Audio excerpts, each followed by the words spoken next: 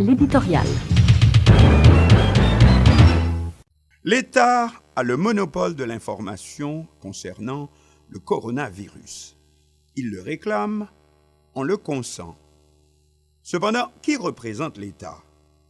Tout le monde ne peut pas en même temps. Sinon, c'est une cacophonie. Et cela crée plus de confusion que tout, plus de mal que de bien.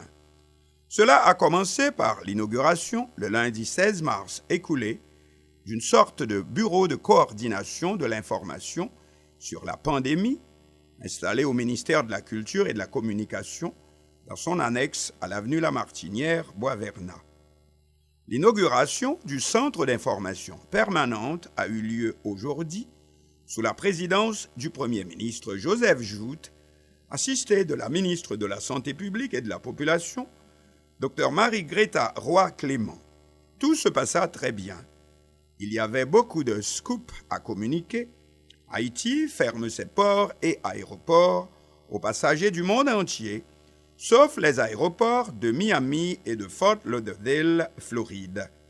Les passagers arrivant par cette voie seront sérieusement screenés dans les deux sens, au départ comme à l'arrivée. Fermeture également de la frontière avec la République dominicaine.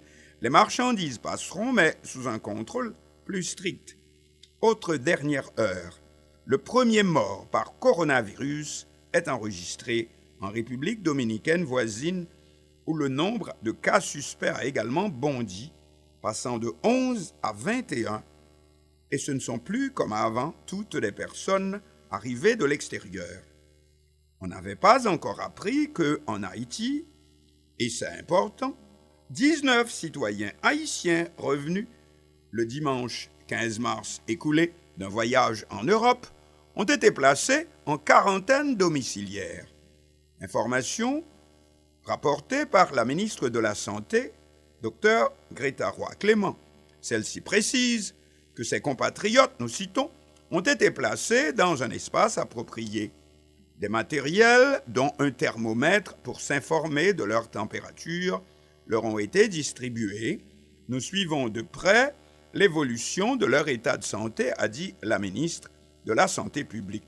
Or, c'est le premier cas, le second, après les passagers de l'autobus venus de Santo Domingo la semaine dernière et qui, placés en isolement, ont finalement tous été testés négatifs.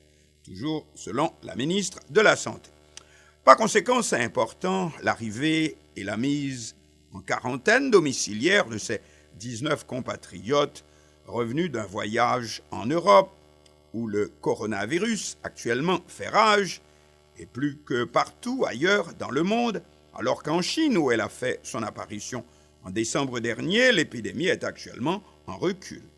Que signifie leur présence alors que nous nous réjouissons d'être l'un des rares pays, 4 seulement dans la Caraïbe avec la Barbade, Turks and Caicos et les îles Vierges, à ne pas être encore touchés par la pandémie.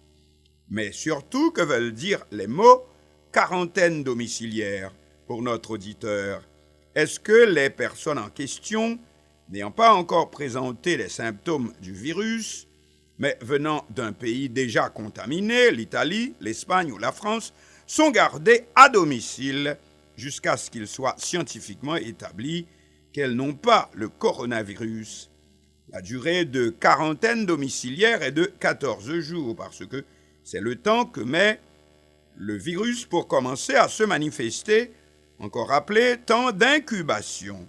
Mais quelle attitude doivent avoir les gens à ce sujet? Et que fait-on s'il apparaît que ces personnes, ou bien quelques-unes d'entre elles, ont été contaminées? Nous espérons, bien sûr que non. Mais que fait l'État? Est-ce que tout est prêt pour prendre en charge d'éventuels premiers malades? Faut-il s'en inquiéter? Peut-être non, tant que ce sont des cas sous contrôle, comme cela l'est en République dominicaine voisine, strictement, le plus strictement que possible, et qu'on ne laisse pas le coronavirus prendre le large.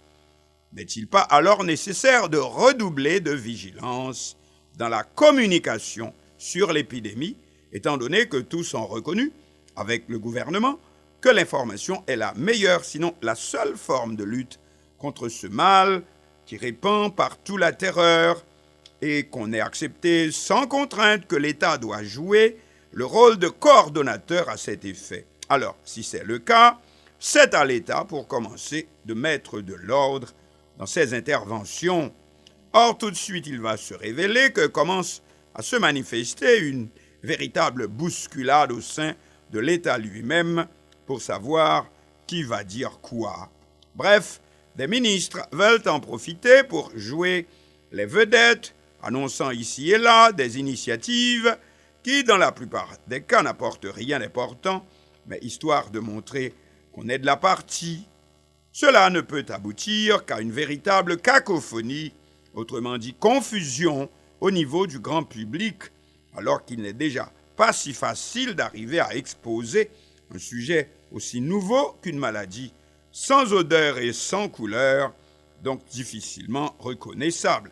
Donc, messieurs et dames, les ministres et secrétaires d'État, s'il vous plaît, entendez-vous sur un seul et même registre. Vous pouvez avoir des initiatives, c'est tout à votre honneur, mais pour les communiquer au grand public, veuillez donc passer par le centre d'information permanente créé à cet effet.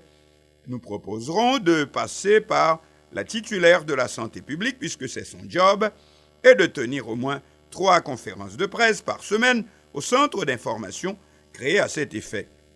Peut-être que bien avant le public, le pouvoir aurait dû commencer par enseigner à ses propres troupes, et non des moindres, comment utiliser cet instrument qu'on appelle la communication et qu'il ne faut pas confondre avec sa petite publicité personnelle. Alors, rendez-vous au centre d'information et, messieurs et dames les ministres, pas de bousculade.